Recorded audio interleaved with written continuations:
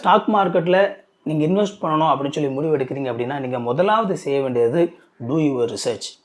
நல்லா ஆராய்ச்சி பண்ணுங்கள், ரிசர்ச் பண்ணுங்கள். ஸ்டாக் மார்க்கெட் பற்றி நல்லா தெரிஞ்சுக்கோங்க. எந்தெந்த ஸ்டாக் வந்து நல்லா ஃபங்க்ஷன் ஆகுது, கடந்த 5 வருஷத்தில் எந்த ஸ்டாக் நல்லா ஃபங்க்ஷன் ஆகிருக்குது, ஒரு 10 வருஷத்தில் அந்த ஸ்டாக் எதெல்லாம் நல்லா வளர்ச்சி அடைஞ்சிருக்குது, அதோடைய ஏற்ற இறக்கங்கள் எப்படி இருக்குது, எந்த சூழ்நிலையில் அது இறங்குது, எந்த சூழ்நிலையில் அது ஏறுது, இது எல்லாத்தையுமே முதலாவது நல்லா அனலைஸ் பண்ணுங்கள். ரெண்டாவது, எப்போவுமே ஸ்டாக் மார்க்கெட்டில் நீங்கள் புதுசாக ஆரம்பிக்கிறீங்க அப்படின்னா கொஞ்சமாக பணத்தை போட்டு நீங்கள் இன்வெஸ்ட் பண்ணி பழகுங்க. ஒருவேளை நீங்கள் போடுற பணம் எல்லாமே போயிட்டா கூட அது உங்களுக்கு பாதிப்பு ஏற்படுத்தக்கூடாது. அந்த மாதிரியான அளவுக்கான ஒரு கொஞ்சம் பணத்தை நீங்கள் முதலாவது ஸ்டாக் மார்க்கெட்டில் போட்டு நீங்கள் பழகுங்க. ஸோ கொஞ்சம் கொஞ்சமாக உங்களுக்கு அந்த ஸ்டாக் மார்க்கெட் நல்லா தெரிஞ்சதுக்கப்புறமா அந்த ஸ்டாக்கில் நீங்கள் அதிகமாக இன்வெஸ்ட் பண்ண ஆரம்பிக்கலாம். மூணாவது, உங்களுடைய பணத்தை எப்போவுமே ஒரே ஸ்டாக்கில் முழுசாக இன்வெஸ்ட் பண்ணாதீங்க.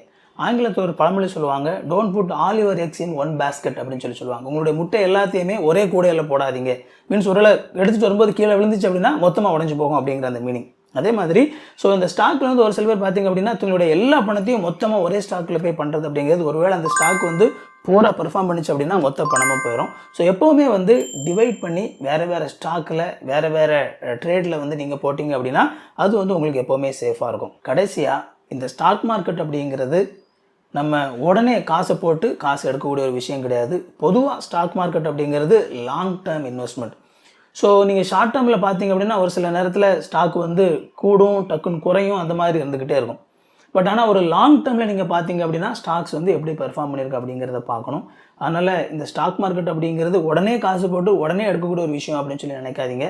ஒரு லாங் டேர்மில் ஒரு 10 வருஷம் 20 வருஷம் அந்த மாதிரி நீங்கள் போட்டு நல்ல ஒரு ஸ்டாக் நீங்கள் இன்வெஸ்ட் பண்ணிங்க அப்படின்னா உங்களுக்கான ரிட்டர்ன் அப்படிங்கிறது ரொம்பவே நல்லாயிருக்கும். ஸோ இந்த வீடியோவில் இந்த ஸ்டாக் மார்க்கெட் பற்றி உங்களுக்கு எதுவுமே தெரிஞ்சிருக்கல அப்படின்னா இதில் இந்த ஸ்டாக் மார்க்கெட் பற்றி ஒரு சில பேசிக்கான விஷயங்கள் உங்களுக்கு இப்போ தெரிஞ்சிருக்கும் அப்படின்னு சொல்லி நான் நினைக்கிறேன். ஸோ இதே மாதிரி இன்னும் நிறைய யூஸ்ஃபுல்லான வீடியோஸ் நம்ம சேனலில் இருக்குது, போய் பாருங்கள். உங்களுக்கு என்ன மாதிரியான வீடியோஸ் வேணும் அப்படிங்கிறத கமெண்ட்டில் போட்டாலும் அடுத்தல நம்ம அதுக்கான வீடியோஸ் நம்ம மேக் பண்ணலாம். அண்ட் இந்த வீடியோ பிடிச்சிருந்து அப்படின்னா அந்த வீடியோவை நீங்கள் லைக் பண்ணுங்கள். இது வரைக்கும் சேனலை சப்ஸ்கிரைப் பண்ணல அப்படின்னா சேனலை சப்ஸ்கிரைப் பண்ணிக்கோங்க.